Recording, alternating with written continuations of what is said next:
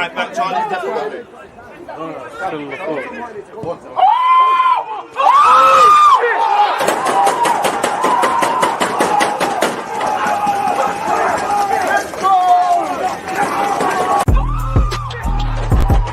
Alright, good morning, people. Smash the like button, comment your thoughts and them things. Apologies for the noise, background noise, and that times free intro. Let's go.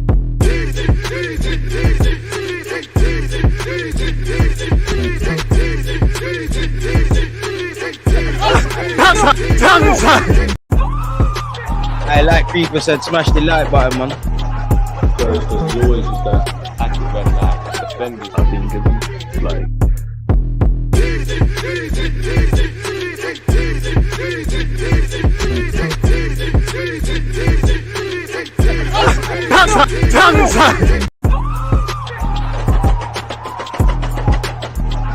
Because you always use that active red light defenders. I think it's like.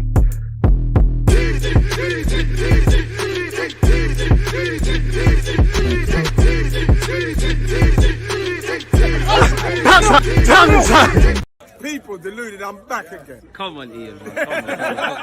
Come on, Ian. Just as the big man just said there, people deluded, I'm back again. First things first, I'm pretty sure you can hear the background noise. I'm so sorry, but we've got the builders in. Things are happening. Most of you could understand that. So yeah, stay with me. So yeah, as usual, good morning, good afternoon, good evening, and of course, in some cases, good night. I'm very appreciative of all you lot support. Without you lot, the channels are dead. One love for being tuned in. Comment any thoughts, smash the like button and all of that sort of stuff. Any talking points, feel no sort of way about getting them in. We're going to look at the news and whatnot in a second. And yeah, man, big up the Twitch gang as well. Of course, we're live, CS, man. Blessings, Jay, Francis, A, Derek, you're always in the comments as well. Thank you. And big up Australia. Again, appreciative to you, especially because aren't you lot 10 hours in front of myself? So yeah, Monday's basically done for you lot. And big up you lot, people. So yeah, any thoughts, comments, opinions, get them in. I'm pretty sure, like all of you lot, we're all waiting on Declan Rice's move to be done. We've been linked with Kylian Mbappe, you know. Yeah, I don't think anyone expects that to happen. Obviously, Newcastle have just announced formally that they're signing to Gnarly, Shabozlai, where Liverpool's concerned as well. You know, with me, with Declan Rice, I can't lie. I can only speak for myself. I'm at that point now where I just want to see him holding the shirts because it just feels like the journalists in creative ways are just saying the same things. We know fees have been agreed. We know personal terms are not an issue. We know Mikel Arteta wants him. We know West Ham wants certain money or money is paid at a certain period. So it needs to be done, man, really. So yeah, it is what it is. Big up you lot tuned in. And as usual, I hope you lot have started your Mondays great. I hope the weekend was perfect. And I hope this week is even better for you and your family. Hope you lot have good health as well. Without health, what the hell can we do in this life, man? News from Vlahovic. We've been linked with Vlahovic again. I don't buy the Vlahovic links. Obviously, Mikel Arteta and Edu clearly at some point wanted the man at this football club. You know, whether that's Jesus has now come in and that's another thing, but maybe in terms of a striker and things, yeah, but I don't buy it. You know, Juventus clearly are a couple of players appear to be for sale. Vlahovic is linked with everybody. Chelsea, Man United, Arsenal, you could argue them three sides all need a striker or strikers of varied importance. Obviously, he's been linked with Bayern Munich as well. I can't, you know, Chiesa's been linked with a move away from Juventus. So I don't think they let Vlahovic and Chiesa go while they're both not strikers per se. Allegri's been linked with a move away. So I don't buy the Vlahovic rumors, man. What's the background noise? As I said, builders are here, man. There's nothing I could do, my guy. Nothing I could do. Builders are there in the bathroom fixing up things, man. Apologies, Wesley. We're gonna have to hold it, man. We've, you know, the quicker they're done, and it is what it is. Sooner rather than later. Next week we'll be laughing about it. Do you think if Madrid buy Mbappe, they'd be willing to sell us Tchouaméni? Maybe Henri can put in a word. Listen, Tchouaméni, Mbappe, Camavinga, Ousmane Dembele, them kind of Kante, these kind of French brothers that have been around in the last 10 years. I'm not gonna lie, I'm vexed at Arsenal. I'm vexed at Arsene Wenger because we ain't got none of them. If you put up money, money talks in it, but you'd imagine Real Madrid at the very least would want their money back that they spent on Tchouaméni from Monaco. So that's around £100 million / €100 million, maybe a little profit. Monaco are not a stupid club. They know Tchouaméni's at the start of his career, basically. There's probably a sell-on clause there. So I'd love it to happen, but I just think we're linked with Tchouaméni and maybe other teams. I'm sure there's some interest, and if he was available, a lot of teams would have him, but I think it's more of a thing where, you know, you've just seen Jude Bellingham roll in. You've got Jude Bellingham, Camavinga, Valverde, Tchouaméni. There's definitely Modric and Kroos are still there. Maybe that the bulk of it was that, but he'd be crazy, in my opinion, to give up on his Real Madrid future already. They'd be crazy to sell him. I think he's a great player who's having a mixed period for Real Madrid and obviously missed a penalty for France. So this is, as I say, the first bit of adversity. Like when Saka missed his penalty for England, everything was going great in Saka's footballing career. You know, you've had that a little bit, not really the same, but Martinelli's had a massive injury and also he missed a decisive penalty against Sporting Lisbon. These are the things that kind of make you. It's not the same, but you know, you look at Cristiano Ronaldo, 06, where he kind of got Rooney sent off, public enemy number one, coming back that following season in 06. And we all saw what he did for Manchester United and in the English game. So your career is never going to be like that, and just like life, it's never just going to be like that forever, in it. So these things happen. Unless we're forking out 100 million, I don't see it. Exactly. And if you got that's just, in my opinion, to start a conversation. Now, I don't know how much money Arsenal have or don't have, but realistically, could you see 65? And I hope to be wrong, to humor you, you know, can you really see 65 to 70 odd million on Vlahovic? You know, 105 odd million on Declan Rice. Timbers, anything from 35 to 50 million euros. Different fees are reported by different people. You know, maybe if you get a Lavia or something in there, we're probably getting towards that 200 million barrier. I'm not too sure, really, especially with our outgoings. Now, we've seen several players linked with moves away from Arsenal. Granit Xhaka, Thomas Partey, Smith Rowe, Balogun, Tierney, Tavares, Lokonga. You know, I don't know if I've shared Xhaka already, Eddie Nketiah, Balogun. You know, to my knowledge, and I'm just a fan, I don't know anything, but we haven't actually fielded any bids for these players, innit? Everybody's interested in everyone. Rising up bids, talking with agents, getting fees agreed. They're very different things. And, you know, with Arteta and Eddie on paper, we hope this is a decisive sort of week for Arsenal. The quicker you get Declan in, Timber in, all of these guys in to follow Havertz, the quicker they can be integrated into the team. Arteta can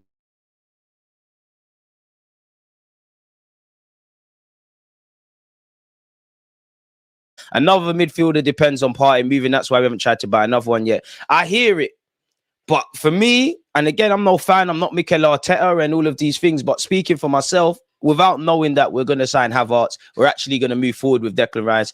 You know, and you was there, CeeLo. I personally believe if we just deal with everybody that's at the club, asterisk next to Havertz, because technically he's at the club, and we just focus on Granit Xhaka, Thomas Partey, El Nene, Jorginho, and yeah, you've got Fabio Vieira, Odegaard, the Smith Rowes, them kind of hybrid players that can play in the pivot. But actual genuine guys that we've seen playing the pivot last season, I felt we needed 2 centre mids anyways. So yeah, I mean, I do imagine one of Xhaka or Partey leaves. You know, Xhaka seems like he's one step away from Leverkusen. He just needs to pick up the phone and he's going over there. In recent weeks, it seems more like days better yet, that Partey is the one to go. I think it'd be silly to let both go.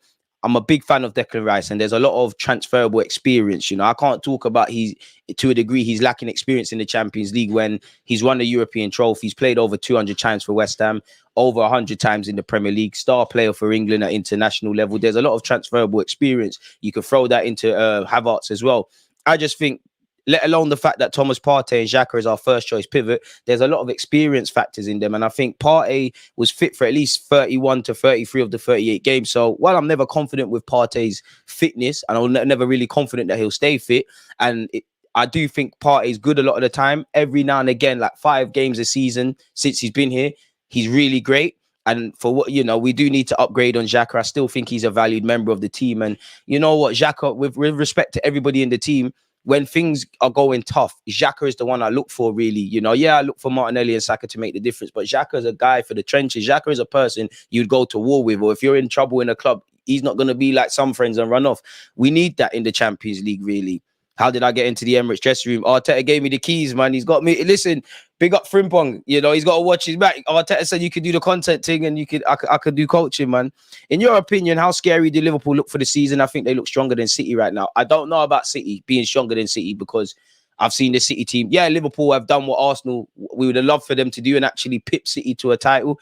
You know, City are the biggest and baddest in the land. You've seen since Pep gone in there, numerous Premier League titles, 100 plus points, 3-peat and a treble. You know, I don't know if they are on a strongest 11, you know, 2 games a season, which everyone has to play. Liverpool do give City a game. In fact, even Spurs do, really and truly, but I'm not too sure about that. What I would say is I don't know the landscape of what the Premier League is going to look like. I don't know how being in the Champions League is going to affect or not affect Arsenal and Newcastle. You could extend that to Manchester United as well. I do think Chelsea not being in Europe, I know Chelsea need to really go back to basics, but Chelsea not being in Europe at all, that is a benefit. I'm sure I could be wrong, but didn't the last time they won the Premier League, they had no Europe? I swear they came like they like 8th or something and then won the league. Obviously, we've been through that. We didn't win the league, but we've been through that regards in that we've had Europa League and then we've had no Europe where we strip things back 1 game a week. That's probably the perfect thing for Pochettino and them lads over there. Where the Europa League's concerned, with the greatest of respect to the competition, you know, and I know Arteta went strong in the group stages,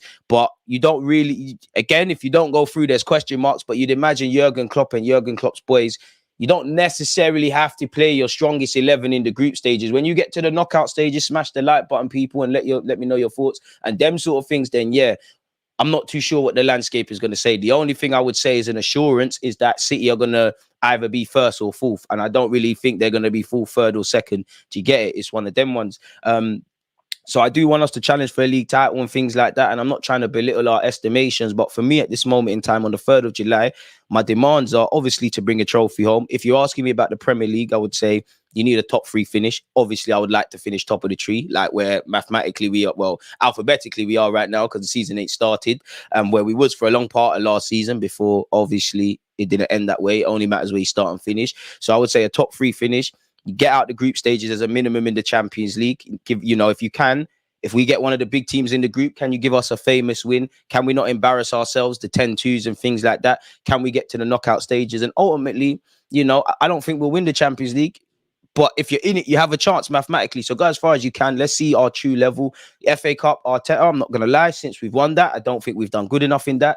That FA Cup needs to come home. The League Cup isn't the greatest of importance, but who doesn't want to win trophies? And for a young side that's just being assembled, it creates good memories and things like that. I know a couple of players have won the FA Cup under Mikel Arteta, but there's plenty of players that haven't lifted a trophy here. Havertz and Declan Rice and Timber on paper have not lifted a trophy here. Who else is there as well? There's definitely a bunch of them players, really and truly, essentially. So Benjamin White, Ramsdale's, all of these things. And I do think fans, we can get a bit superficial and belittle cups, especially fans of top 6 sides, or definitely not Spurs, but teams that win stuff. You got to remember, a career is short. You know, how many players out of all the active guys in the top 5 leagues, how many players win Liga, win Serie A, win the Premier League, win, you know, the German League? How many players win that participate in now the Conference League, the Europa League, the Champions League, win that in their careers? You know, how many players actually win an FA Cup? How many players actually win a League Cup? So the quicker we can do this, the quicker we can whet the appetite for trophies and achieving more. And to be fair with you, that's kind of where I thought we was going to go. We are kind of moving in that direction now, but I thought that's where we was going to go in the aftermath of the latest FA Cup win, really.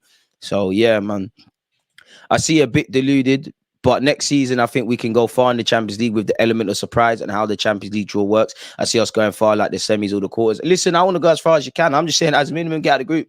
I don't want to touch Europa League again. We didn't win it, so I can't really talk on a ballsy thing, but I don't want to see it again. I can't lie to you. I don't want to see it. Hopefully, Arteta can trust his squad to rotate. Bring players in that you can trust. One thing I ain't going to do is write off Liverpool. My mates are saying they're muddied. I think they'll get one more midfielder and a defender. They are a lot better and will make top 5 next season. Again, signings is half the job, but McAllister, Szoboszlai, on top of the existing quality they have, Trent when he's on it, all of the other guys, Mohamed Salah, he's going to win you a lot of games and things like that. So, yeah, man. Afternoon, bro. How are Sky Sports reporting that we're eyeing a move for Mbappe over the weekend? Dream chasing. We'd all love to be wrong, but yeah, man. Why are City players leaving?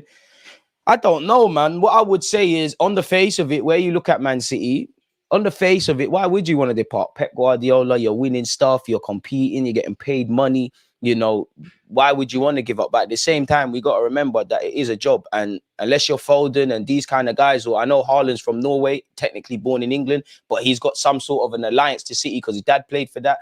It's a job at the end of the day. And at the same time, why I'm saying why you don't want to leave, a career is short, you know. Like when you look at the Cancelos, the Bernardos, they're not old, the Gundowans and things, a career is short. So if you do have any inkling to want to try a new league and things like that, go and move. And I would say I don't have any experience or have ever had a conversation with Pep, but you've got to imagine playing under Pep is very intense. Like it sounds dumb, and football people get where I'm going at, but he really lives and breathes football. It must be really intense. And sometimes you can get complacent, you know. And as I'm saying, for me, if I was there and I'm winning with City, I want to win again and again. Some people get complacent. You forget what struggle's like, really, you know. John Stones, he's probably the greatest of respect. He's forget about Everton and the struggles at Barnsley and all of these things. Calvin Phillips has barely played. He probably forgot that I ever played for that Leeds team. So maybe sometimes you need that. And also Pep has shown Like, he will do crazy things and rub you out and things like that, really. You know, the maddest thing is, beyond the obvious, Pep could get rid of any player at any time and do mad things. He will never do it with Haaland, but there could be a reality where he says, you know what, my system requires no strikers. Haaland, bench. Pep's a madman like that, and you've got to be a madman to be a genius. Let's get the Community Shield. James Maddison, a bad boy footballer, just signed for a shite club. Must have something to do with all the charges why players are leaving. I'd have to leave that to someone else. Declan Rice, Arsenal player by tonight, by God's grace. DG, do you think Timber clanked us a solid defensive unit? I think it makes us stronger. I think, especially defensively, there's a lot of things we need to do on the coaching ground. And I think there was a lot of things we did. I think there was a lot of good habits initially for Arsenal defensively. I think from last season in comparison to the last 2, 3, 4 years, compared that Arsenal team from the last season to the 3, 4 years before, we're a better defensive side, a massively improved defensive side. If I've judged this now of, okay, Arsenal last season, we're now here to turn a new light and get some good memories at the Emirates, then I can't judge us on the previous lens. I need to judge us on what I believe is a team that goes all the way. I think we attack like champions. I think we can do a lot more. I don't think we defend like title winners. I'll be real, you know, really and truly. I think we've still got the prones to lapses in concentration. Sometimes we switch off from set pieces. We're too open on the transitions. We concede one too many cheap goals. And the bulk of those reasons, and some of you follow my content, I've been saying that the majority of the times with the games that were one-sided affairs, really and truly, Brighton initially away comes to mind and things like that. It's a training ground. You can bring all of these players in. You could bring in, for instance, let's just say we're very rubbish defensively. You could bring a prime Cannavaro into this team. You're going to suffer. You know, you still see his quality, but he is going to drop off a level because we're not switched on. Somebody mentioned Liverpool. If you look at, you know, the period Klopp initially came into when they won that first Premier Champs or whatever happened before, Klopp came in, and I'm sure Liverpool fans would agree, the same way they played from the first minute to the last, there was really no game management. It was just heavy metal. As the years went on, Pep clocked, we have to keep that because that's what we're about, but that's naive. And you saw them improve. And I would actually say that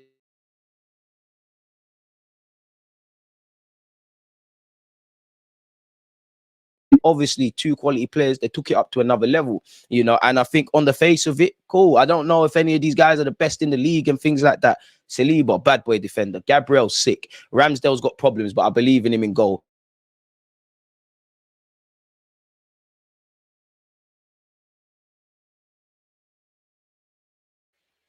Sorry about that. Seems like there's more than that technical difficulty. As I was saying, Zinchenko never going to be a great defender, but he brings something. Timber, you need to take Saliba or Benjamin White's place. Benjamin White and Saliba, don't let him take your place. Kyrgios coming. That's a great core of options. You've even seen Kyrgios actually play left back and all of them things. So there's a good base, but it needs to go to the next level. We need to promote good habits. It's almost impossible, but we need to try and be a great defensive side. Arsenal need to be mentioned as one of the best defensive sides in the league and probably in Europe. That's when I'll believe we can do things, because at our best, we could take on the world. But unfortunately, better yet, there's 38 Premier League games. I don't know from game week 1 in the champs to the final if you make it and all the other comps. But think about how many games. How many games realistically is everything going to go to plan? Is every player going to be quality? You know, are you not going to have bad days? It's at your worst. And there were times we weren't good last season and we got over the line. But they're the things we need to improve on. So I genuinely think it comes down to the training. And also on top of that, you know, it's not just the defenders. You know, midfield have switched off at times. Strikers have switched off. Sometimes it's about following runners and little things like that. You know, I look at the FA Cup against City when we went out. I believe it was Tomiyasu and Saka. They switched off. They didn't follow Ake and I believe Grealish. You know, Tomiyasu made an individual mistake in the Premier League game. I'm not trying to catch no one out. You know, this is just what happens. Even when you look at the Man United game at home, the Bournemouth game at home, Aston Villa away. Now, these things happen. Football is crazy. But when you remove your emotions from that game, did we start the game well against Aston Villa? Did we manage the game well? Against Man United, for both teams, did they follow runners well enough? Did they manage crucial periods of the games well enough? And obviously, Bournemouth was crazy. Oh, yeah, VAR should have got involved, but minute 0. And to be fair, it could have been worse because I remember we got caught on the transition. Trossard's all at left back trying to do a job. I think it was the 19th minute of the game at home to Bournemouth. Ramsdale got us out of trouble with a big save for all his problems, really. And again, I don't like to do this youngster stuff, but unless you're Xhaka, Partey, or Nene, Jorginho, them exceptions to the rule, not a single player is the finished article. Some players are still prone to nonsense. You know, Saka is crazy as the most crazy thing about Saka is his consistency. You know, he's a very well-mannered, likable guy, but it's the consistency. It's not about how good you are one week. How good are you almost every week? Martinelli's come up on the scene and all over the field, but we're not the finished article. So we're going to be prone to volatility and things. So Yeah, man. Good question, though, man. Goals win games, defense wins championships. There you have it. Hello, mate. Che, big up yourself again. Apologies for the builders. Timber to Arsenal player by tomorrow morning. I can't lie, Danny, man. You've been saying that for a. You've been saying these things for a minute, man. I hope you're right, though, man. I hope we genuinely do get over the line with these guys. Sorry, folks. Let me make a timestamp. What will next season bring? We still got improvements to make. That could get cut up as a video. 1v1 on the wings have to be defended better, especially White and Zinchenko. Yeah, following runners. And again, it comes down to loving defending like that. I think the building blocks are there. I think we're a bit more gritty and determined to defend, but many a level to go up, man. I think we badly need a 30 bagsman like Osman. Would be scary looking at our lineup properly. Believe teams would be scared. I love Jesus and I hope he can get them goals, but I don't know if Jesus, for as much as I love what he's brought, if he's born to score goals like that. So you're right, man. You know, who would goals win games? You look at Kane, regardless of what happened with Spurs, 30 league goals. I know he's not a striker, but people said Salah falling off and stuff. Look at the results. When you look at us, you know, we've got goals all over, but I don't know if it's a certainty that we're going to score these goals collectively and individually. I don't know if Xhaka isn't there, that's 7, 8, 9, however many goals out the table already. Hopefully Havertz or whoever can bring that. Jesus, maybe if he's fit, he could get 20 league goals. I'm not too sure. Martinelli and Odegaard had their first standout seasons with 15 league goals. I don't know if they're going to do that next season. Apologies again. Saka is the only one which, even though he's young, he's the only one I can kind of bet on at this moment in time because you've done it in the last 2 years. The season before last, Smith Rowe obviously got double figures. So there's a lot we need to do. Really couldn't agree more with the defensive talk. For example, look at City last season when Pep switched to a back three. I mean, Pep said it himself. He said one reason we've done a lot better is I've got out and out defenders. Akanji, a defender. Ake, and look at this guy. But yeah, Ake, a defender. Akanji, a defender. Diaz, a defender. Rodri, obviously security. John Stones, everywhere but a defender. They've done better 1v1. But it's also the mentality of the team as well, man. So I like the way we're going, but we're not the finished article. And I do think, as much as I'm not trying to be the guy to pour cold water, and I'm not saying don't believe in Arsenal, don't believe in your team, I just think because of the way the season went last year, and because we've been kind of robbed of fantastic moments like we wasn't last year, I do think Arsenal fans are putting us on a level that I don't think we're currently there. By all means, aspire, hold the team ultimately to the high standards that they've set, but I don't quite think we're there yet. And despite that, I'm not saying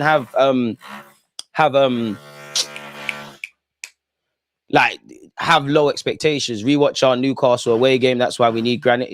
Granit's a man for the trenches, you know. And again, every game someone's going to be the star and then the protagonist. Like I believe Tomiyasu had a poor season away from injuries, just how he played. But against Liverpool, when you had to do a job against Mohamed Salah left back, you did what you needed to do. Zinchenko's been a quality player for us. Obviously, he's let us down on occasion, and there's been times where several players have gone missing. Towards the end of the season, Arsenal fans were not. I don't think Arsenal fans were quite kind to a lot of players. If I'm honest with you, you know, there weren't a single player that wasn't catching flank from us Arsenal fans. There's 68 likes, people. Come on, man. Can we get to 100? Keep your talking points, etc. going. We get to 100 likes. We look at the transfer news and the gossip. I won't be going to Germany, but safe travels for everyone that is. To be honest, I think we do like defending, but I think our defensive lapses are a symptom of our system. Get exposed way too much in wide areas. That's where Mikel Arteta's got to address that then. That's the thing that worries me about getting a goal-scoring striker that's going to be demanding the ball 99% of the time. It could massively affect our collective output. I hear that, but at the same time, if man are scoring, it don't really matter. And I just think it will add to it, really. There's plenty of chances because also, you're never going to score them all. But think about all the chances we don't score. Big up my deluded bro. One love. Once again, I got the builders, mate. I'm not going to keep saying that. Bro, I helped Arsenal win a few of their... I don't know what he said there, but yeah, big up yourself, man. Don't know what he's saying. What else have we got? Oh, we've already seen that. I do want to bring the Community Shield home again. We actually seem to do well against City at Wembley. Big up yourself, Oliver. This season is going to be peak. Almost every top team has improved in some way. We need to come out even stronger than last season. Complacency is a killer. And again, you're right. Everyone's going to get better. And we need to do that as well. Again, it's the Premier League. It's competition. It's elite sport. If you want to be at the pinnacle of something, not while we haven't got to the pinnacle, we flirted with what could be a season for Arsenal, winning leagues and all these things. We haven't got there. If you want to get there, you need to get there and stay there. You know, Pep and City for years have stayed there because they've if he smelt complacency, he's weeded out players. He's made big decisions to revamp the team, maybe even times unpopular decisions. It's one thing getting there, you need to stay there, innit? That's Sir Alex Ferguson did it for a number of years, the Arsens, the Jose's, the list goes on, really. If you don't, this is sport. If you don't want to be at the top, if you're scared of competition, then people are in the wrong discipline, essentially, if I'm honest. I think Partey is going to stay. Thoughts on Fabio Vieira? I like him. I like Fabio Vieira, man. I think he's got a good technical level. I think you're an Arsenal player. I don't think you was helped because you arrived with an injury. And I would say guys like him have joined Arsenal at the best time, but also the worst time. I say at the worst time is because we're finally getting some decent players, a decent starting 11. You get it. There's a bit of stability. So that's the best time, but also the worst time because, again, one thing that helped initially Nelson, Joe Willock, and more so Saka, Smith Rowe is because we was doing so bad for years, we had to strip everything back and these lot had to get opportunities. I don't know if a new Saka comes through, then Saka's a bit of an exception, but there's going to be less opportunities for young players. So I like his technical level. I just feel I need to see more consistency. So I'll give you this season. And I think, you've got a real fight on your hands because he said, I'll play everywhere. And he's played as an 8, 10 and out wide, but that's already congested areas. You're not going to play out wide really 9 times out of 10. Saka's got that. You're not really going to play in the 10 unless something happens to Odegaard, God forbid. You play as an 8, Havertz has just come in. So indirectly, they can all play different roles. But without talking about the pure centre mid options, just the hybrids, you've got Fabio Vieira, Smith Rowe, Martin Odegaard, Kai Havertz, and there's definitely one more that I'm missing out. So he's got to put up or shut up. And for Arteta, maybe you might have to loan him out this time next year. Maybe we have to cut our losses and make our bread back. I do like Vieira though, man. I do like him, and I hope that he could start to look like the player that was initially bought for. In the same way, I have a lot more faith for Vieira than Lokonga, but I actually don't think Lokonga's a bad player. I think there's something in it. The problem is we spent 200 odd million. Man said 200. We spent 20 odd million quid. We need you to put up or shut up. Simple as that. And to a degree, I'm not saying that every player that struggles, you need to sell straight away, and every player that struggles, you need to persist with. But I guess sometimes we're going to have to learn as Arsenal fans now, and better yet, Arteta and that. Sometimes, no matter how much due diligence you do, signings just don't work. Can we nip it in the bud? Like, for argument's sake, if Vieira, Lokonga, Tavares, it ain't working, shot that immediately. Bring in some players that can do this thing, really, because you can't really, you'd imagine Vieira. I personally think Vieira needs a run of games. But unless you really present problems to Mikel Arteta, are you going to get that run of games? Because Havertz is coming for 65, 70 million, been described as a midfielder. Martin Odegaard's the captain. Xhaka and Partey are still here on paper. Hopefully the Declan Rice thing gets over the line. There's rumours Arsenal want another one. You've still got Jorginho and potentially El Nene, who I don't expect them to play key parts. But in the greatest of respect, if we needed to win a game at this moment in time, I'm more likely to probably bet on Jorginho and El Nene because I know what I'm getting with them. They're completely different roles, but I know what I'm getting. I don't know if Mikel Arteta or us Arsenal fans know exactly what we're getting with Fabio Vieira. Like, if you got to run of 10 games, not that we can afford that, I think you're going to be 10 out of 10 for 2 weeks. Indifferent in the others, really. Again, against Bournemouth at home, I don't think he took his chance. But I like the guy, man. I think there's something there. But at the end of the day, it's down for him to display that, really, if I'm honest with you. Lavia would be lovely. I would like to keep Partey. I would love Real Madrid to give us the green light, man. Did Mikel Arteta work with Lavia at City? I'm not too sure if they cross paths, man. But if he was there, you'd imagine indirectly, maybe. I've seen the offside rule, my guy Oliver, but I haven't read enough to be really like little research. I'm gonna have to do some research. Any news on the away kit? I can't lie, James. Big up the YouTube members. It's looking like the kit that you don't want. It's looking disgusting.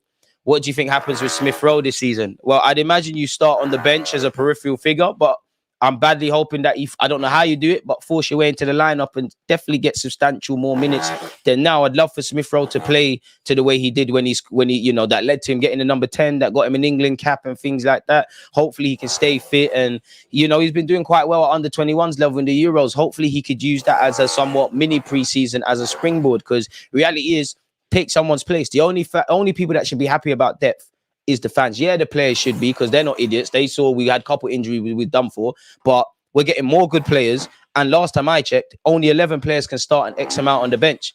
Take someone's spot. Smith Rowe, Haaland boy, number 10, target on your back. Go and take Odegaard, Smith Rowe's, Havertz spot or whoever. Partey, Xhaka, hold on to your spots. Declan Rice, come in and take someone's. Out wide, the same logic. Trossard, Nelson, I don't want you lot to be happy on the bench. Put pressure on Saka. Jesus, I want Eddie and Balogun to pressure you, or any next man coming in. Timber, take someone's spot. I'm sure you want to go to the Euros with your country. I'm sure Benjamin White and Saliba do. Make sure your spot don't get finessed. Kirill, You can forgive Kirill because he's just signed and next guy's coming. Go and finesse someone's spot. Even Matt Turner, you're not gonna touch Ramsdale's first team spot, but try and take it from him. If everybody's doing that, if everyone's got that healthy chip on their shoulder and they're looking over their shoulders, we should be a good club. Because that's one thing, you know, unfortunately at Arsenal, for years, you know, the few good players at this club, they've been playing amazing, but sometimes they've been allowed to coast, or not even that they've been allowed to coast. They've just dropped in form and there's been no ramification. And I don't mean, you know, I'm not saying if a man's been good for 6 games, he's had one shaky game now in the 7th to drop him, but you get the point. And at the end of the day, it's a squad game. If we want to go as far as we can in all these comps, we need a squad. Injuries can happen at any time, loss of form, fixture pile up, all of that jazz. So we're going to need this, man. The man said, bro, you need to smile more. Hey, man, bring the galley. Going off what you said about Vieira, do you think we need another 6 and 8 to increase our pivot options? I mean, if Partey stays, I think with him and Declan Rice, that's cool for the 6. I would like an 8, but I somewhat think Havertz is that now. Great change, if you ask me. The whole body has to be clear of the line. Offside, like the whole ball has to be over the line. Fair enough. I'll do my research on that, man. One love for shedding light on that. Smash the like button and keep your thoughts going. Have we got 100 likes yet? We got 104. You know what? 110. I'm greedy, people. I'm greedy. But yeah, keep your points coming, because while I want to go over all of this stuff, I love speaking with you. Like, I know I ain't gone live for the last couple of days, really, but it's you lot that make the platform. It's lovely talking with, you know, many different races, religions, ages, backgrounds, countries, and we're all just uniting through our love of football, man. That football's a wonderful game. It's a good, like, what's the word? Like, it's a good example for what life could be, man. DG, Arsenal need world-class defenders. Enough respect to Tomiyasu and Zinchenko, but they ain't world-class defenders. That's true, but was Lauren a world-class defender? You know, I hear you with the Zinchenko thing. That's why I want to keep Tierney. There might be games where Tierney's just the one that's required. We just need a defender, but other than that, do your thing. Zinchenko can improve defensively, but you're never going to see Tierney as an amazing inverted fullback. You're never going to, in my opinion, describe Zinchenko as a fantastic 1v1 defender, because that's never been him. He was a centre mid / a 10, as Arteta said when he signed. Obviously, he probably looked at it. He said, boy, I ain't going to get game time here. Man can play left back. There's a role for a left back here. Swoop that, rightly so. And again, I'm sure Arteta rates him and that, but if I play devil's advocate, there's got to be a reason that Pep, and actually when Arteta was over at City, they didn't deploy Zinchenko in midfield or on a consistent basis. And there's got to be a reason why, I know Zinchenko runs into midfield, but he doesn't organically start in central midfield. There's got to be a reason for that, with the greatest of respect to the Ukrainian lad. Do you think that the club should just cheaply sell the players it's trying to get rid of? It depends. Someone like Pepe, you got to accept what you can really get, you know, really and truly. You know, with the Patinos, with the Balligans, potentially Eddie Nketiah, Kieran Tierney, guys that actually are decent players, I want to see us get top dollar, maybe even overcharge, really. But there's contracts, there's maybe players forcing the club's hands, you don't know. Havertz definitely has a creative side of him, but the thing is, Arteta's got to show us now, because that's one signing that many people got taken by surprise. It's signings like that for me that define Mikel Arteta, really, because it's them unpopular decisions. And for me, if we look at it, the unpopular decisions, he's probably got them all right so far. Like, he rubbed out Aubameyang, that worked. He wanted to keep Granit Xhaka when the world was saying bust out, that worked. He stuck to his guns with a couple of players, they worked. You know, Odegaard, people definitely didn't have time for Odegaard. A lot of people didn't have time for him off the back of his loan spell. That's worked. People had something to say about Benjamin White and Ramsdale while the jury's still out. That seemed to work. People actually were saying Martinelli. Remember the season before, people were saying Martinelli needs to go on loan. Clearly, Arteta is seen, cool, now you're ready to play. That's worked. Pardon me, Smith Rowe took a while to get into the team, had to go Huddersfield on loan. Saliba, we've been down a long journey with Saliba, and that's worked. So I'll give him that, really. You know, he utilized Pepe and Maitland-Niles when it was useful and kind of discarded them when it didn't. So that gives me confidence, but it has to work. It has to work. And I know, listen, on occasion, Havertz can play false 9. Me, I want to see you play in midfield. I don't really want to see the false 9 thing. I'll back Arteta. I don't back anyone blindly. If the gaffer says do that, until I see other reasons to not be confident, cool. But it's a midfield thing. It's what Havertz was kind of projected to be initially at Leverkusen before the Chelsea and the false 9 business. It's that, really. It's midfield. I'm not trying to see that, really, because for me, if we're bringing in another striker, it needs to be an upgrade on what we have, and an out-and-out striker. I like the fact of in the last year, you've now, you know, whether you rate Eddie Nketiah or not, Eddie Nketiah's come to the fore of some. Balogun on paper is still here. Whether he remains here is another thing. Trossard can play as a false nine in terms of when the game requires that. Havertz now the same, really. And you could force it and say Martinelli. We saw Trossard and Martinelli do the kind of interchangeable thing. But while I like that and we can run that in certain games and I'm here for it, I think games like Liverpool away when Jesus came off and Odegaard came off, we lost control. And Van Dijk, again, he's going to bully Trossard in the air 9 times out of 10 without a doubt. I think them games there, you need, especially games where we can't get out of our half, we need probably a more physical target man that at least could win fouls. Or, you know, if there's better yet, if there's an even number, if there's 10 aerial duels, Van Dijk might win 5, he might win 5, and the 5 he wins, he can knock it into Saka. Saka runs down the wing, we pull it in the back of the net, or you win us a foul, we get further up the pitch, essentially. DG, what would you say Havertz's strengths are? Okay, missing in big games. That the Chelsea one. No, I'm joking. I think he makes good runs off the ball when he's onside. I think he makes good runs off the ball. I think he's got a very sound technical level. I think he's decent in tight spaces. I think he's got a lot of pause. I think he's got a lot of bad habits, though, man. I think he's got a lot of bad habits that could be coached out. But yeah, I'll give him. My bias is technical football, isn't it? So I'll give him that. But I would say with that, that's the one you've got to justify. Yeah, when he's onside, man, I had to. When he's onside, that's a great strength of his, man. What's up, DG? It's great what the club is doing in transfers, but the away kit, absolute horror. Can't imagine our Champions League away game. The builder's making noise. Allow me, folks. Put up with it. But yeah, we used to play Coquelin, Ozil, Cazorla back in the day in midfield. City have played 2 10s with a 6. Got to double down on this Wenger ball. Amen, man. I think everybody wants to see it. I think everybody wants to see it. With that being said, a promise is a promise. Do we have 110 likes? We've got 113. So if you smash the like button, one love. Twitch gang, thank you very much. Again, background noise ain't going to help me, but the show must continue. With that being said, transfer news. Now, anything that emerges as we're talking, please keep me updated. Anything that emerges when the stream is done, obviously, I'll get streams done for you lot and videos done for you lot and things. Make sure you're checking out the other videos. And where's my manners? Happy New Month, people. I know I'm 2 days late, B-man timing, but it's calm. Liverpool have shined Shabazz, like. Mbappe's having a break. Hey, Edu, go on, buck him, get the barbecue out. Mbappe, anyone can play for Real Madrid, bro. Come and show us you're the next Thierry Henry, man. Real Madrid, he's not good. He's not better than Vinicius. Let us have Kylian. But for what it's worth, Arsenal set to complete deals for Declan Rice and Timber by the end of this week, with the £105 million West Ham star and 40 million rated Ajax defender scheduled in for medicals. Get in there.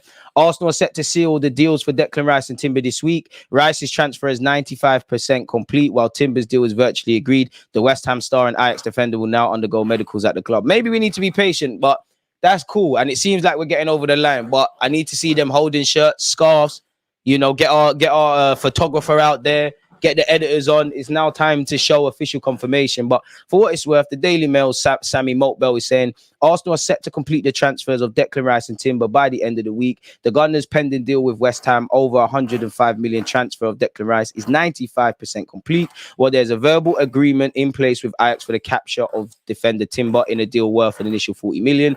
Mail Sports understands medicals have been scheduled for both players in the coming days, amid the expectation their signings can be formally completed by the weekend. That would be good because we're hearing Reece Nelson and Saliba putting the finishing touches on their extensions as well. So it'd be great for us. And I think between this week and next week, I'm sure the players are starting to return back for pre-season. I could be wrong. The 14th of July, which is next Friday, I could be wrong, people, but I'm sure we've got a pre-season game. We need players like Chouameni, but I'm sure he isn't coming. Need pen on paper picture.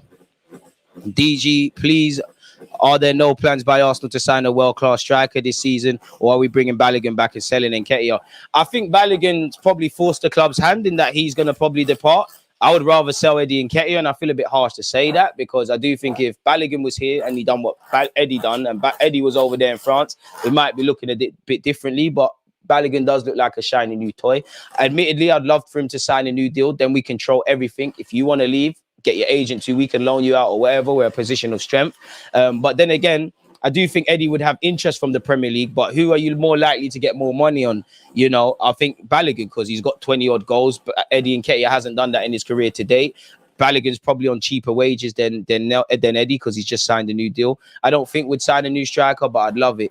Rice medical soon get in. I big up my guy Witz Capone. But yeah, man, talks over the finer details of Rice's move will continue on Monday today with a view to reaching a full agreement in the next 24 hours. I guess we're all waiting on David Ornstein. Mail Sport were first to reveal on Wednesday that the two London clubs had agreed a fee in principle for Rice, people. But talks primarily over the timescale of payments from Arsenal to West Ham have been ongoing. As we know, and I've probably said this 20 million times, the Hammers want 100 million guaranteed portion of the fee paid by the start of 2025. Arsenal initially offered to pay the money over the course of a 4-year period, but a final and full agreement between both clubs is now within touching distance. The deal for Timber has also been agreed in principle, with just the final paperwork left to complete before the Holland international can finalise, or better yet, finish the formalities attached to his move to London. Arsenal have already completed the signing of Kai Havertz in a deal for 67.5 million, potentially rising to 70. So yeah, great, but we want to see people like Havertz here holding shirts and things like that. Again, Declan Rice propaganda, most forward passes. Again, you've got to contextualize this, people, for midfielders only. Bruno Fernandes, sorry, is going to be high. Rodri's going to be high. Declan's going to be high. Højbjerg, I didn't think he'd be as high as that because it's Mr. Sideways passes. But yeah, people. And you've got Jefferson Lerma. So that tells you he can help with progressive play. When you look at him compared to other midfielders at Arsenal per 90, he scores high, he scores quite highly for tackles, for passing accuracy, for his duels won, for interceptions and progressive carries. The next person that gets anything close to him is Granit Xhaka. I did think Partey would be higher, but then again, Xhaka's played more games than Partey, and that's not a skill set of bodyguards. And Jorginho isn't quite that. Let's get to 200 likes, people. Big up MB, appreciate that. Anywho, people, most possession one, Rodri second to only Declan Rice. So we're signing the best midfielder in the Premier League. All right. Wobie's one possession quite a lot. Stats don't always tell the full story, but they also don't lie, people. I can't lie, Mr. Aidan J. Wood, he was the first guy that I saw tweet Declan Rice, Arsenal done. Hearing an announcement could be as soon as later today. Unsure on the price tag, but huge statement of intent from the Gunners. I think we all need that statement.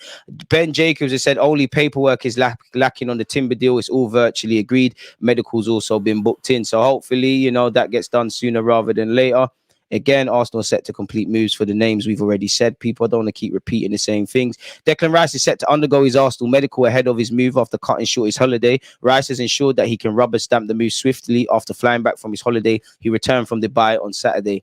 But hey, what, he's done with DXB already?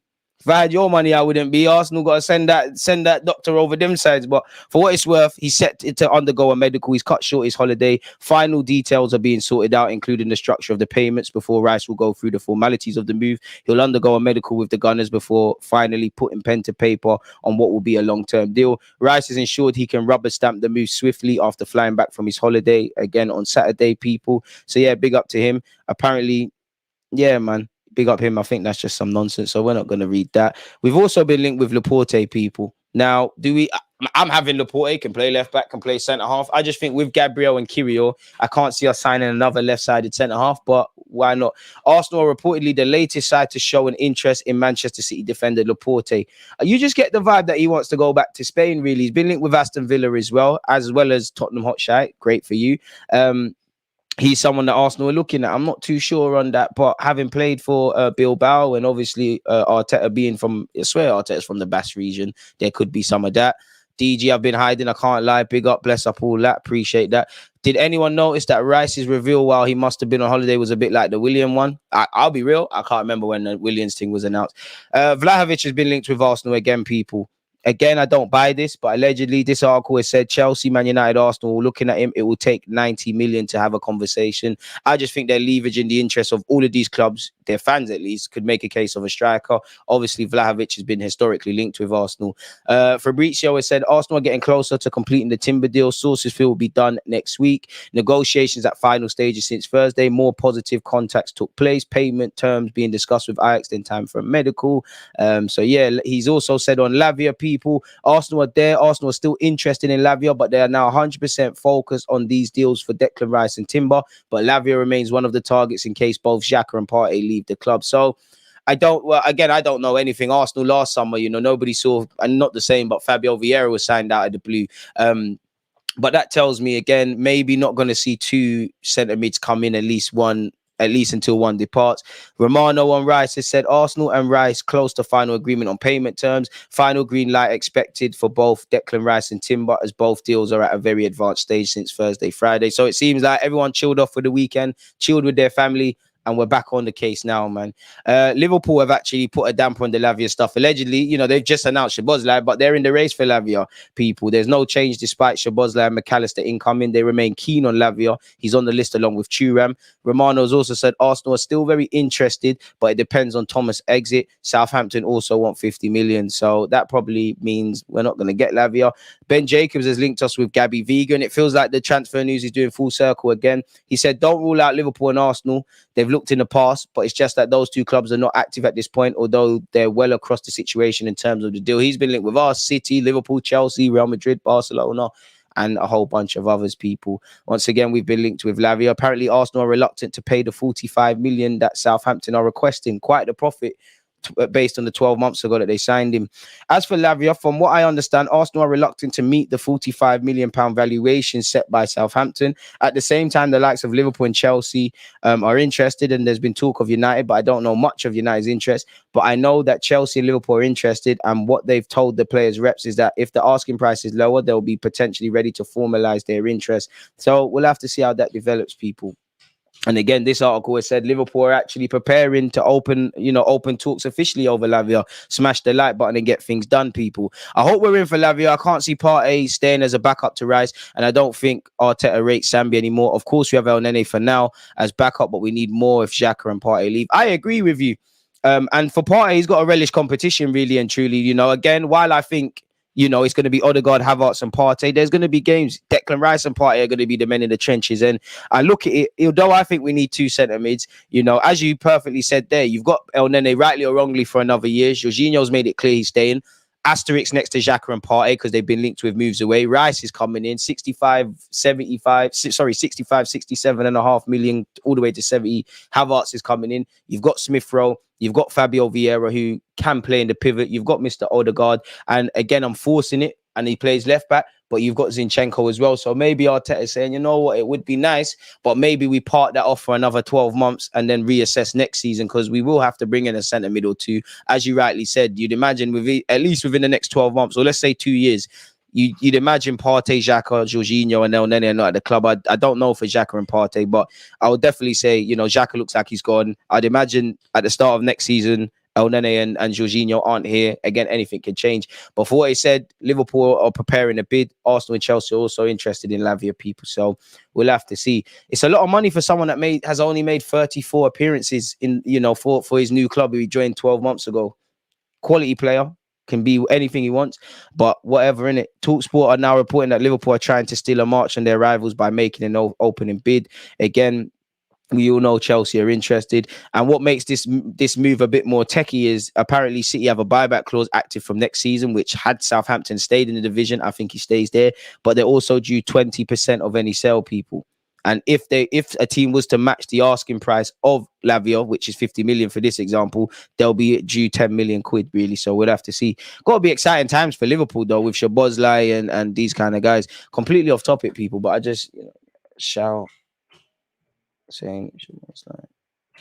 Sorry, people. I just had a content idea. I'm going to shout some Liverpool fans. Always working for you lot. Liverpool had to hijack Arsenal and Chelsea's pursuit of Lavia, people. So we'll have to see. Everybody's reporting the same thing. There can't be any smoke without fire. Graham Bailey of 90 Minutes has said, he said, I think they'll want one more. From what we are hearing, I wouldn't rule out Arsenal signing another midfielder. I think Caicedo will be Chelsea bound, but Lavia, someone like that, I wouldn't rule out Arsenal getting another top class midfielder. In fact, I'd be shocked if they don't. Now, again, that might not be all of what he said, but interestingly, that's the first thing we've read where it hasn't actually correlated bringing in Lavia or someone else to Xhaka or Partey leaving. At the moment, there's still interest, says Romano from Arsenal, but still not a bid. Liverpool are now in the race. They're working on Lavia and are now having direct contact on both the player and club side. Liverpool and Arsenal are both in the race for Lavia. There are two clubs who are pushing in this moment, people. He's also said on Caicedo, for some Arsenal fans that had small hope that we'd wake up and we're signing Caicedo, Chelsea will continue talks with Brighton over the individual. Clubs will be in direct contact as negotiations are ongoing. Chelsea hope to find a solution soon as personal terms are not an issue. Caicedo's already said yes, allegedly, to Chelsea. And again, Sky Germany is saying Timber to Arsenal is done. Total agreement expected in the next 48 hours. Total package 41 million euros and an extra 5 million in potential bonuses. Big deal for all parties. Everyone's a winner, really. On Balogun, this is said, Balogun is weird because in the last couple of days, 2 stories have come out with different prices that Arsenal are willing to accept. As far as I know, Arsenal are happy to sell him. It's a decision I'm also on board with personally. Not that that overly matters, but yeah, it depends about what price point and who's looking at him. Obviously, with the price point, it depends who's looking. I mean, we say we can get 40 million, for example, but if we're only getting Ligue 1 teams looking at him and their names aren't PSG, they're not going to pay 40 million. It's just not going to happen. So the price will be judged by who's looking. Amen. As long as there's a sell-on clause, potentially a buyback clause, we're laughing. Charles Watson said he expects Marquinhos to go on loan. I think we all do. 2 goal involvements, which probably came on debut day in 11 appearances. It's probably not going to work out. I'm not going to judge a 20-year-old off his first move, to the country. In the last 12 months, he's moved not only from South America to England and London, but he's gone up to Norwich. But he does need to go on loan. I mean, we signed him for 3 million. If he can turn into a player, great. If that 3 million one day turns into 30, keep it moving. The world keeps spinning, innit, people? Arsenal have looked at Gabby Vega. We've known this before. We've seen that with Ben Jacobs. What is this saying? We've been linked with Cancelo again, people, allegedly.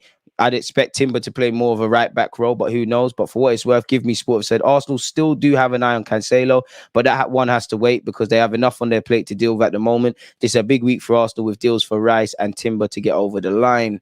Again, scrolling all the way down. Keep your thoughts coming in. On Thomas Partey, Romano has said he still has interest from Juventus and from Saudi clubs, but as of now, there's nothing advanced. There's also been a verbal agreement for Xhaka to join Leverkusen, which has been in place since May. It's very advanced, but now it's up to Arsenal. They will look to resolve final details of the Rice story and then decide on Xhaka and Partey. Now, conflicting reports coming out with Xhaka and that. Arsenal have had a bit of a U-turn. Check out the video I did yesterday and that.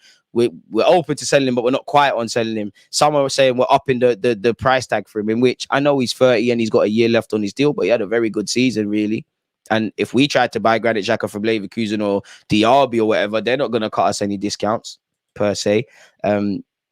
So yeah, people, again, we're going to keep going over the Lavia stuff there. As you can see, people, Arsenal reluctant to meet his price tag currently, people, and Liverpool and probably Chelsea seem ahead at this moment in time. We've seen that with Romano. Barcelona are working on a deal to sign Miguel Aziz. We spoke about that. He'll probably go into Barcelona B. One of our young goalies has spoken. Young Ovi said, I will have a short vacation when I return. I still don't know what happens after that. I've really enjoyed being in Finland. The Finnish league is a very technical series. My passing skills have improved a lot there. You play in first team football, you're not going to get that at Arsenal. You've gone on 2 loans, go out there again. You've got Arthur Okonkwo, who's probably ahead of you, and he might not get first team football. You've got Matt Turner and Ramsdale ahead of you.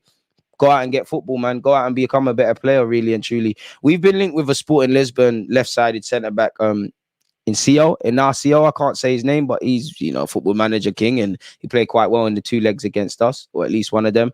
For what it's worth, he's the second Sporting Lisbon defender we've been linked with after Diamande. Sporting want 45 million euros. I don't really buy that, having already got Gabriel and Kirill, having technically seen Saliba reintegrated, having spent 50 million on Benjamin White, having Tomiyasu could play over there, and also Timber. I don't really buy, especially, maybe Arteta wants another defender with Holding about to leave, but I don't buy that. And also, if you get another 6 or someone that can play, so you could have Rice as another 6, and obviously Partey. Declan Rice, if needs must, can do a job at centre-half. We can't forget that. A bit like you've seen Rodri maybe a few years ago do for City. Goal.com has said we're closing in on Rice and Timber. We've seen that. We're to complete the Timber deal this week. We're looking at Kylian Mbappe. Lol, I would love that to be the case, and we can look as much as you want, but word to 50 Cent, it's window shopping. Pepe spoke about Arteta and kind of quashed rumours about how Arteta treated him. I've covered that in previous vids.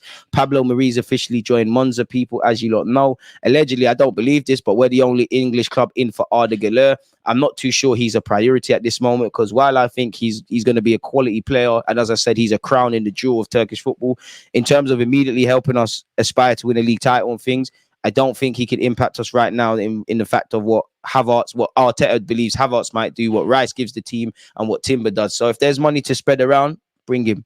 And I'm sure Ozil can put in a good word. Big up Ethan for confirming his scholarship details. So yeah, you'll be hard to find Arsenal players, better yet, linked with Arsenal that are not Timber, Lavia, Declan Rice, and players that have historically been Cancelo and players like that. There hasn't really been any new names. Hopefully next week there is. Balogun's still linked with a move away. We've been discussing Thomas Partey. scrolling down in the attempt to see something new. There's been nothing new there in that regard. So yeah, let me know your thoughts on everything we've discussed there. Let's make a timestamp. And that seems to be it. Hopefully Declan Rice can be confirmed. Well, all of these lot confirmed this week because pre-season started, man. We saw what it did with us with Zinchenko and Jesus, and maybe how it helped Fabio Vieira integrate as well into the team. I don't want Vlahovic. He had his chance. Didn't want us in our worst. Don't come when we're on top. Stay at Juventus. That's true. And you're not wrong. And it's not the same. But do you remember the season before we actually confirmed Mikel Arteta as our manager? He actually was offered a job and he didn't take it. Now, by that logic, we wouldn't have got him. I hear you. But sometimes the emotional thing might not be the best. We don't need to go back, to be fair. We move. Hear that. Hope everyone had a great weekend and a great week. Saka, hope you're doing well and safe. There seems to have been a centre mid renaissance in world football last couple of years. Hope so. Got to get the slow boots out of midfield this summer. I hear that. Yusuf Fifano or Lavia DG, who do you prefer? Oof. Because Fifano is lit still. I guess Fifano is a bit more experienced. Price tag's probably the same because Monaco know we got money and Monaco buy these players. Before, again, I did a video when he was at Strasbourg, as I did with Simikan before he went to Leipzig. And there's definitely another one, Tchouameni, when he's at Bordeaux. You got to grab these guys before they get to a team like Monaco because they know it's bread. Probably going to see the same fee. You know what, Lavia? I like him. Having Rice alone in midfield is like having rice and peas without kidney beans. I don't know about that. And to be fair, I've had enough kidney beans to last a lifestyle. And if I'm honest, shoot me, rice and peas with kidney beans isn't necessarily the best. Isn't necessarily the best, really and truly. I prefer the Gunga peas and that. But yeah, man. Of course, Lavia isn't the only option. Simmons is a shout.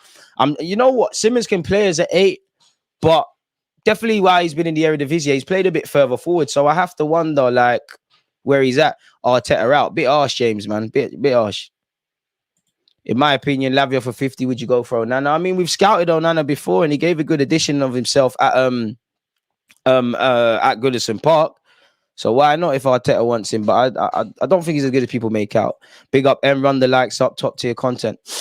Appreciate you lot. Not keen on Cancelo. Don't see it happening because he'd want to come in as a start. Exactly. And you'd imagine Timber is going to come in as a right back, potentially to fight Benjamin White. Is Cancelo going to go over to left back? I'm not too sure, man. He's a young keeper in our academy. Lavia is a cheap Camavinga. I'm not sure on that. Doesn't fit the profile of player Arteta is pushing these days. I hear it, but I don't disagree. I think he would be inverted role, experienced and stuff like that. If Cancelo doesn't fit the dynamic, then Partey, Xhaka and Jorginho don't really. Pardon me, Eva, experienced and happy to rotate. You're right with that. Young with potential, young with experience and straight into the 11. I'm not going to lie, Cancelo, he's got issues defensively. But if, he takes us up a gear. I can't lie. If I look at Arsenal, I see Cancelo right back, Zinchenko left back, Declan Rice there, Timber ready to take someone's spot and the rest of them. I'm not going to lie, it does, but I don't see it happening, man. DG, if we could get Tchouameni, would you take him and would you see him as an upgrade on Partey? 100%, bro. If Real Madrid want to sell him to us, get it done before they have time to change their mind, man.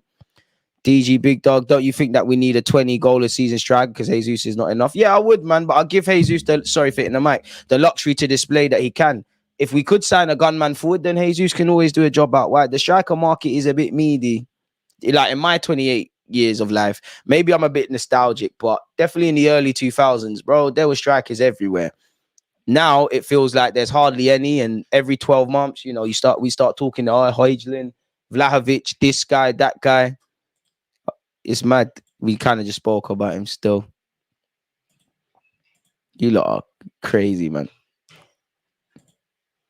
Ivan Toney would be good. Obviously, the betting thing shagged him, but yeah, he'd be lit. Anderson Talisca, I ain't heard his name in years. Forget that, man.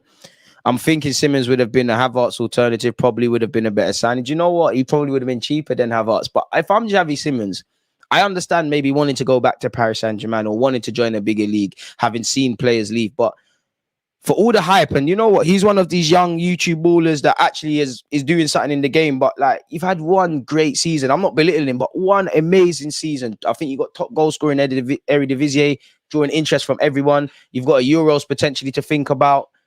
Do you have to move? Do you have to move? Or could it be worth staying one more year? No pressure, having a good season, going into the Euros and then moving. I'm not too sure. It's completely different, but it's like this Arda Güler, Fenerbahce. Do you have to move now? I think in the day and age of potential, the minute you show potential in 10 games, you just have to run off to a big club, and there's teething problems. You know, Camavinga struggled initially at Real Madrid. Vinicius struggled at Real Madrid initially, and many others, really and truly. People talk about potential, and they just think because they see you as being this world beater, the minute you touch a football, it's all going to happen, where it don't work like that. You know, someone like Mike Tyson, Muhammad Ali, Mayweather, before they ever became world-class, top-class boxers and won all the accolades, they didn't know how to throw their guards up and tuck in their chin. They have to start somewhere. And I think in world football, you big up these youth, and then the first to turn on them and call them overrated and things, you know. Again, some Arsenal fans, but everyone, oh, you got to play Balogun, The minute he plays and he struggles, they'll turn on Donny immediately. You know, if Balogun stays and he doesn't score, they'll be, oh, we should have took the money. If he leaves and goes somewhere and doesn't score, they'll be like, we don't made the right decision. And you know what would happen if he bags. So yeah, it's a good conversation to have, man. Elite talking points. I personally think Timber is the best purchase and a more exciting player than Rice. I'm happy with Timber, but I'm excited about Rice because of what you bring to the midfield. I think that we've lacked that in a while, really. And for me, it's more, I hate to stay away from these words, but it is the ambition and the intent. You know, whether people want to say he's overrated, overpriced, take that up with the Lord and the accountants at Arsenal. I'm just a fan. I just think because Rice raises the curtains. I do think people sleeping on Timber a bit, but Rice excites me. I'm happy with Timber. And I'm intrigued with what Havertz could do. I like the illusion. I weirdly see what Mikel Arteta is doing, but you got to do the mad thing really with him. If I'm completely honest, in my opinion, I wanted one. I think you mean I don't want Cancelo. He comes with too many baggage. He's falling out with 4 big clubs, and defensively isn't all that. Yeah, he's poor defensively. GG still play ball. Hey man, humble Kyle Walker Peters to answer your question. True, that's a good point. DG, you're my favorite podcaster. Never miss anything you do, raw and fresh. Feel like Ramsey when he was departing the Emirates and Arsene Wenger. Appreciate that, man. That's really heartwarming. Thank you, man. Can't Timber play beside Rice? Technically, he can play in midfield, but we know he's coming to play right back / centre back. They say it takes 10,000 hours to master something. For context, with 2 weeks a year off that, 10 hours of football a week for 20 years. Sorry, very rare for a player of 20 years to be close to that. But this is the problem. And then man will look at the anomalies like, you know, there'll be a Saka, a Pedri, a Foden, the madman at United. I don't want to say his name. These guys are exceptions. Like God, I think God makes footballers. Sometimes God just says you're going to be a footballer. And there's some that are other people try to be like a 16-year-old says Fabregas or Wayne Rooney. They're exceptions, you know. That's 1 in a million, really and truly. Not everyone's going to bust through like that. Saka kind of bust through like that. Smith Rowe took a while. Joe took a while. Nelson took a while. Eddie took a while. Balogun took a while. Every now and again, you're going to get them kind of players. Are Arteta and Eddie going for a proper striker, or is it Nketiah and Jesus still? At this moment in time, can only go with what I see in front of me. Arda Güler is a perfect talent. He's a talent, a class that can start already much better than Vieira. But Vieira don't start, bro. He is a quality player, but Vieira's not starting himself.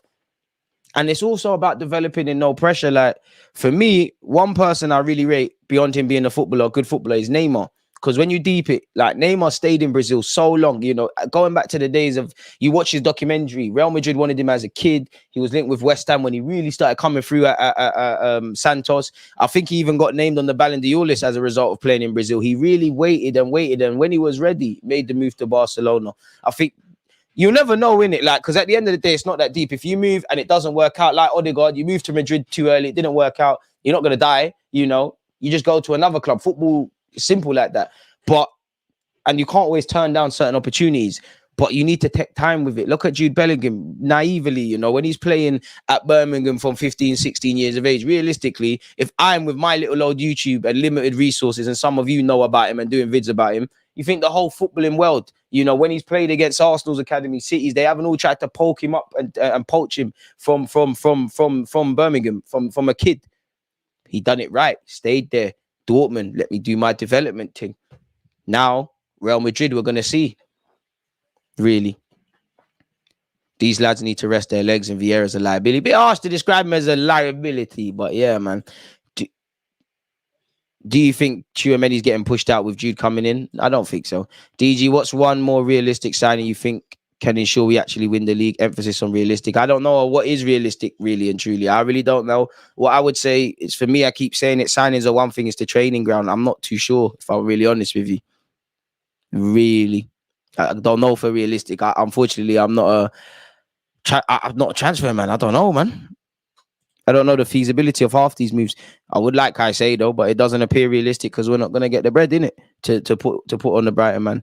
We shouldn't discard Balogun. He deserves a chance. He should, but every young player ain't going to make it. And Balogun, for me, is taking it really mature. I think he badly wants to make it at Arsenal, but if he's not being given certain signals, and I don't think Arteta, for what it's worth, should give him any assurances, keep it moving. You know, this is going to happen, especially as we get better. You need to ensure we get the best deals for Charlie Patino, Balogun. Even though we don't rate Tavares and Lokonga, we need to be open to the fact of they might actually look like half the player that they might have appeared to the scouts to bring him there, and ensure we benefit from that. As long as you've got your health, there's always tomorrow, as a wise man once said. George, there you have it, man. Need to back Pepe back into the fold. I'd love for Pepe to get back in the fold, but it appears it's a myth, bro. Like, you're done, Pepe, man.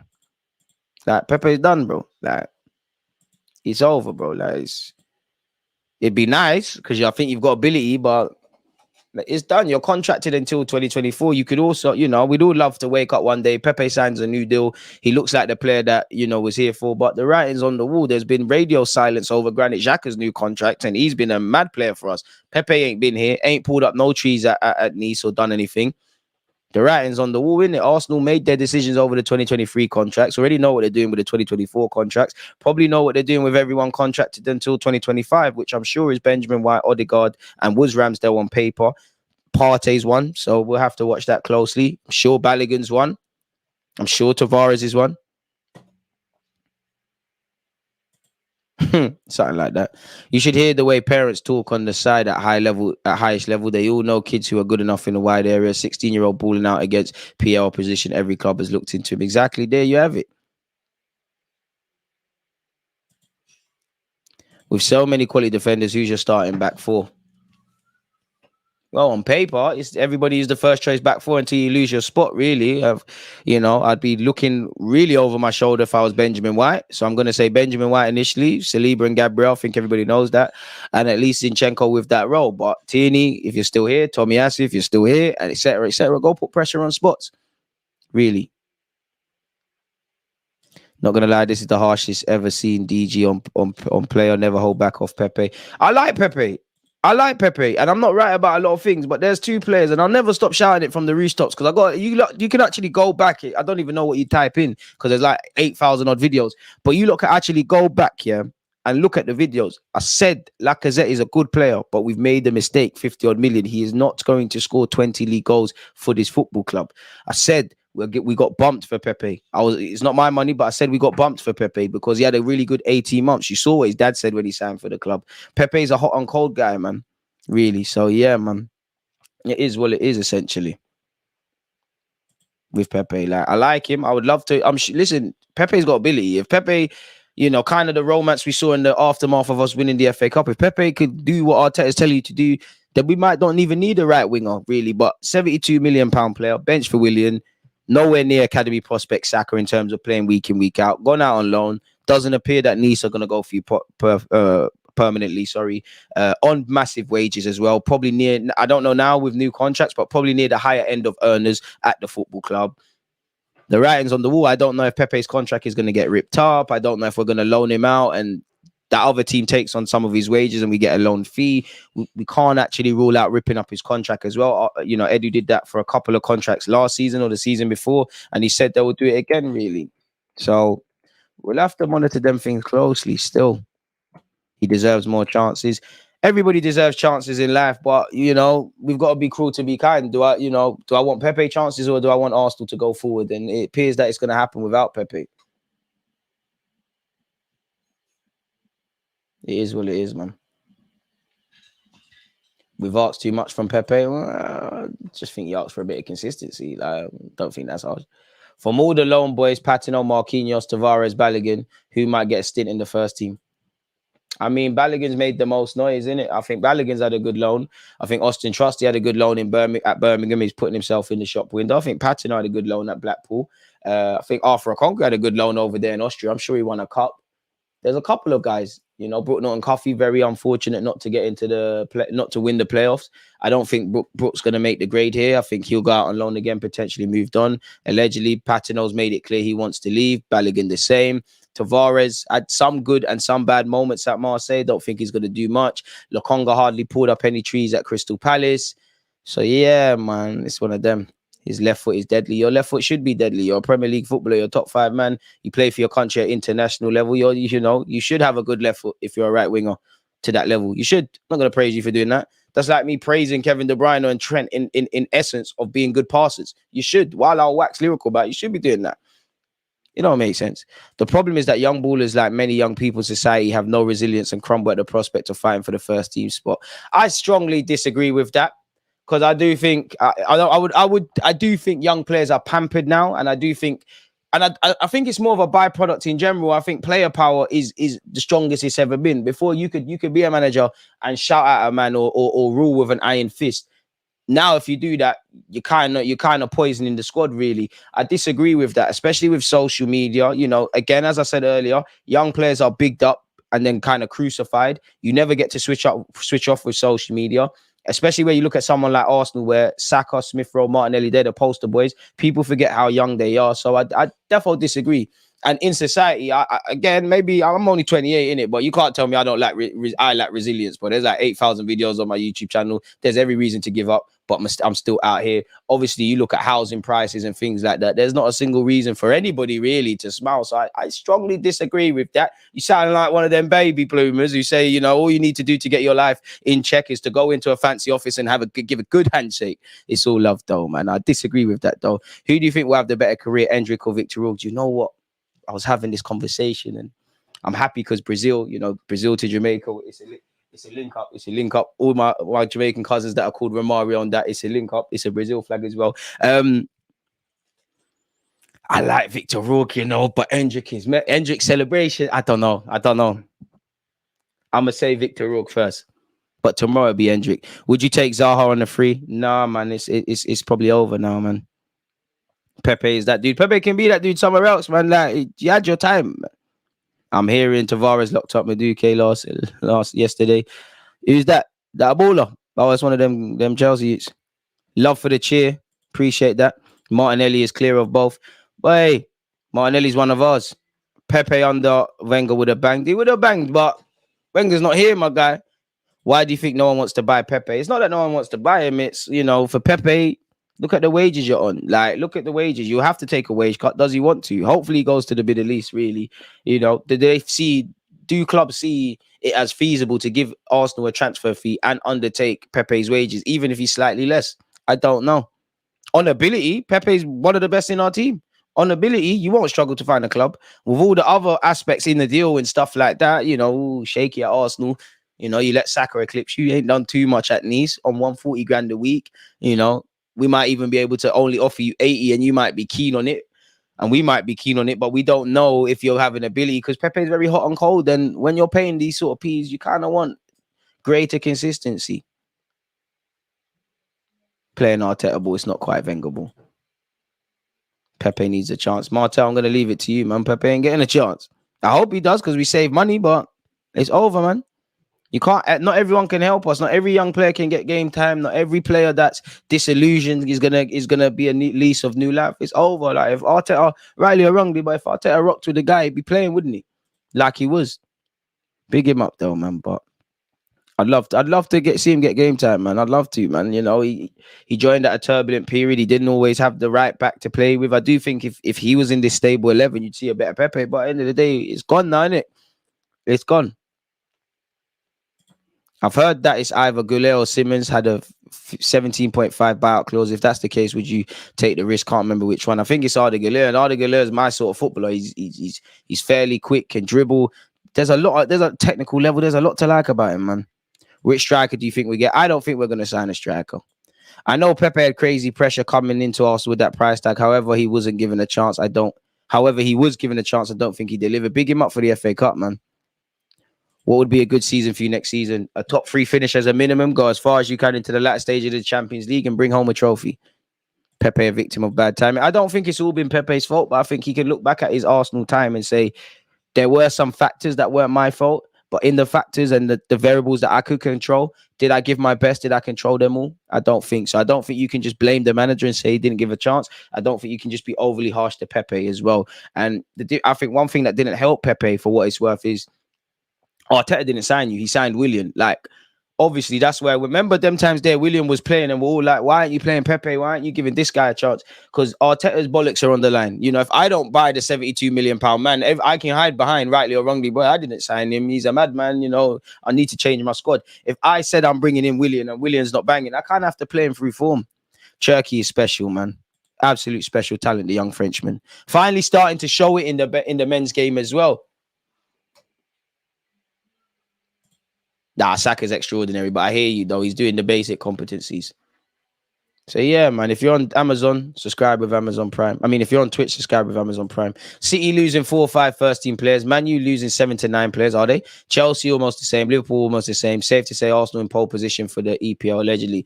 What we have got is we're ahead of our rebuild and our project with some clubs. Let's make sure we're ahead of the curve so that one day when Pep leaves, because I do think when Pep leaves, City will still be doing what City are doing. But I do think you won't quite see the City dominance turning it into a farmers league. We need to be able to take advantage of that. Pepe's issue is his mentality and attitude. We need to move on from him. Bit harsh. But yeah. Our Deadwood is not in demand, so clubs can wait and focus on their main targets. Guys like Pepe will get bids later in the window. You never know. And to a degree, you're like, this is what agents need to get paid for. That's why I rate George Mendes. He's getting his clients. Obviously, he's got better clients, but he's getting his clients moves. You're probably relying on your agents. You know, if I'm Balogun, getting on the word to my agent, what's the club telling you? What interest have you got from clubs? Have you gone and drummed up interest elsewhere? Pepe the same, and all clubs of all players. You know, again, Edu said it himself. We failed to get Mudryk in. I can't find the interview, but we went over it. You know, I mean, sorry, Trossard's agent said, you know, I saw the thing that was happening with Mudryk. I offered Trossard to Arsenal. So we'll have to see, man. I really wish we got Gundogan as well, man.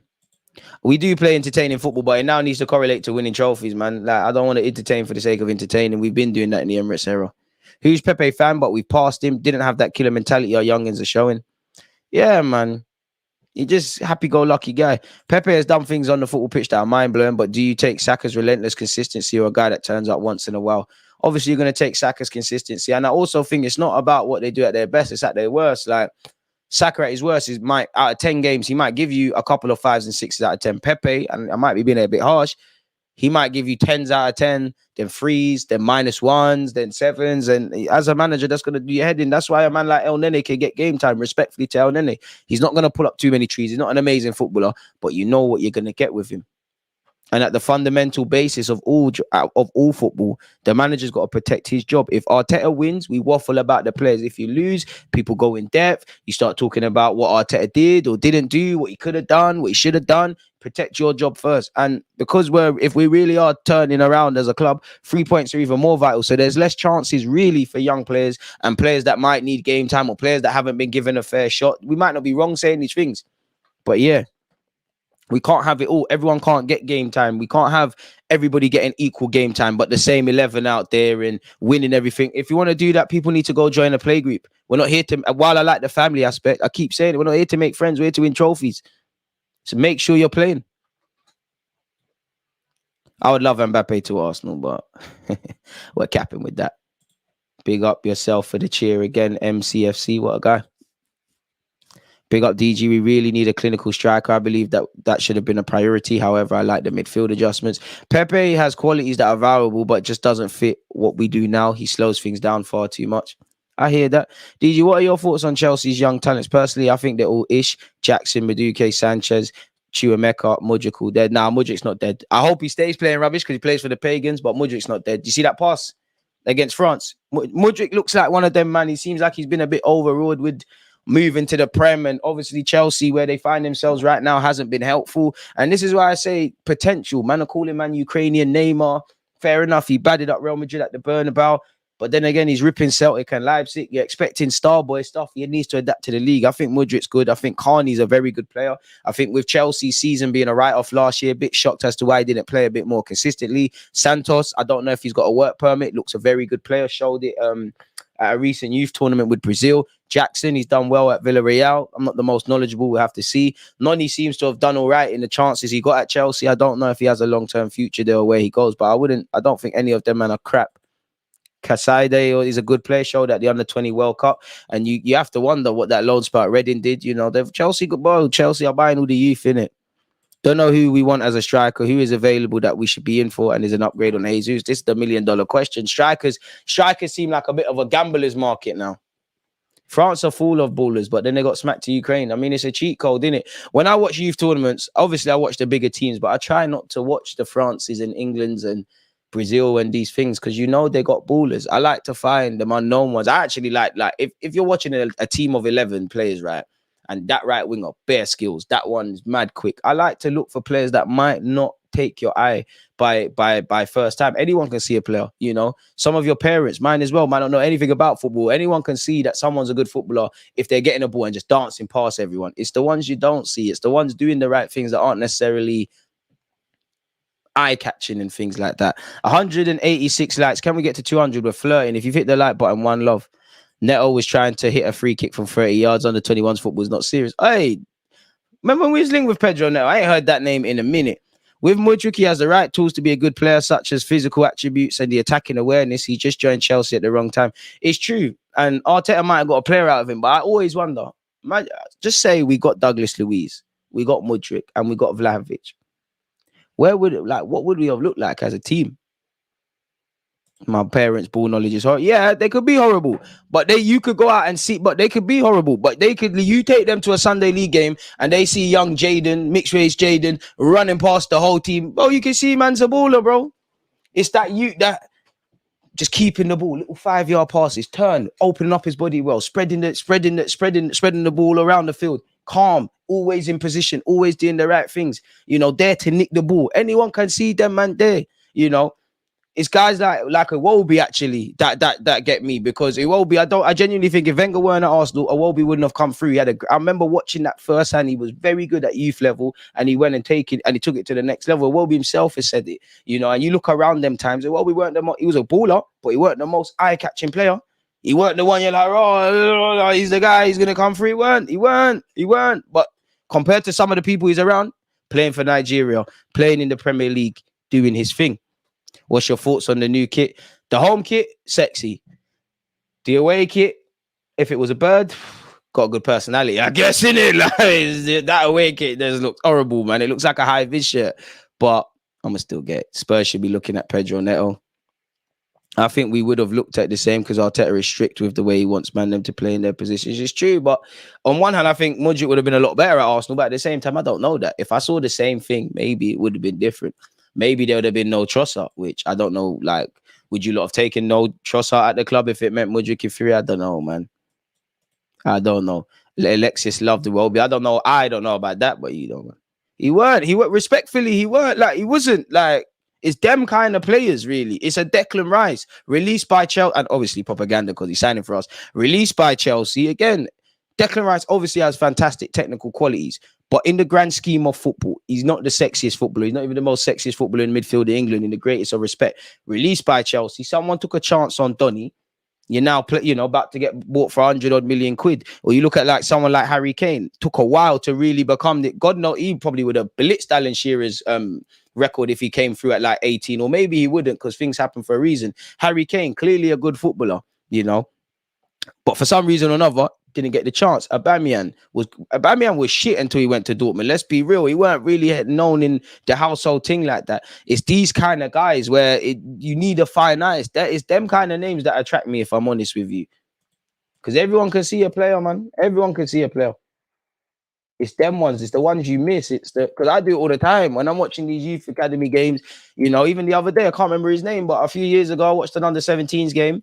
And then I remember seeing this guy play, and I was thinking, you look familiar. And then I went back on my notes, and my notes actually said decent player, doesn't really do anything of a suitable standard. And now look at him. You got to remember, things take time. Development takes time. But many people, football fans, don't know for that or care for that, rightly so.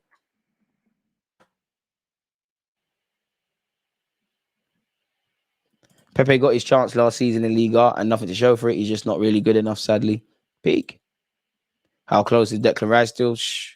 It's been close and close and close for time. And even with Chuba Akpom struggled when he initially came through. You know, he done quite well last season for Middlesbrough. He went to Greece and done well. And now, look, strikers tend to peak late. Roby was decent, but again, was meaty when we to the level we need to go for. Rice sold for more than West Ham was bought for. It's crazy how football is, man. Funny how quick fans are turning on Partey. Trust me, if he leaves, it's going to be difficult for anyone to fill in the gap, even Rice, or do alone. I'll take your word on Pepe being key, man. DG, do you think we'll keep Tierney at the club with Timber coming in? Timber to invert and Tierney to anchor as another viable option? It could be. I'd love for Tierney to stay, but it's game time, innit? Like, if man are not going to play, then he needs to cut out, rightly so. Like, he needs to just keep it moving. 2 more likes until we have 200. Twitch gang, 1 love. Again, great way to start Monday, folks, man. You lot have been in top form. I can't lie. Today, I'm not sure if you've seen a couple of my DG reacts. I was going to actually do a couple more of those today. We will be doing that. Quarterback hype. Santos is serious. Santos is serious player. I hear that. Should we compete with Liverpool for Lavia? I hope so. Listen, I asked for 2 centre mids. You don't always get what you ask, but yeah. If we're going for someone, the age profile, I'm assuring to be understudy before starting, why not go for someone like Verminrin? I can't say his name, of Antwerp. Ain't even linked with Barcelona and a couple of Prem teams. It could be. Decent little player he is, but unless we get surprised, I haven't seen Arsenal linked with him. Is Xhaka leaving? It's a willy, won't he? 1 minute he just needs a pen and he's a Bayer Leverkusen player. And some is saying when we've now U-turned, who knows really? This is why, while I'm happy to talk about the rumours and stuff with you, we need to judge it at face value. And until we see things in front of us, people are holding shirts, anything can happen. I don't think we're getting savage. Angelo, I'm vexed because now Chelsea buying everyone I tried to buy in Football Manager, man. Do you think we'll get any big signings this season? I mean, shameless, but can you really say Kai Havertz isn't? Champions League winner, Champions League winning goal scorer. Declan Rice and that just ended West Ham's trophy drought, up there with Bobby Moore for West Ham captains. I got to do the cap. Xhaka needs to stay. DG, we still ain't signed at 8. I'm starting to believe Havertz is that. I'm starting to believe we'll bring in 2 6s in that Rice and someone else. I'm starting to believe Project Havertz, Odegaard, Smith Rowe, Vieira, these lot might be groomed into such. And maybe Xhaka stays. I don't know though, man. It seems like everything's a drop of the hat. And I guess that's what makes the transfer window so exciting per se, if I'm completely honest with you. But yeah, with that being said, people, we're just shy of 90 minutes. I can't lie, my belly is still trying to talk to me. I need to go get some lunch. It's been a fantastic Monday.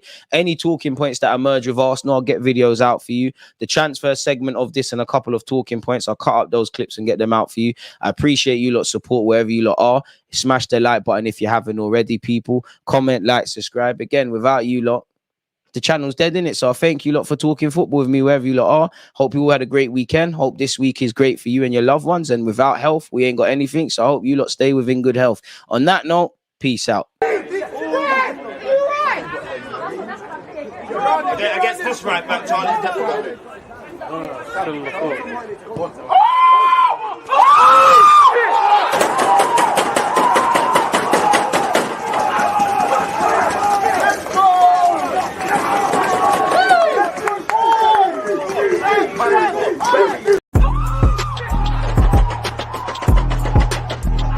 There's always just that active red flag. Defenders, I think, is like.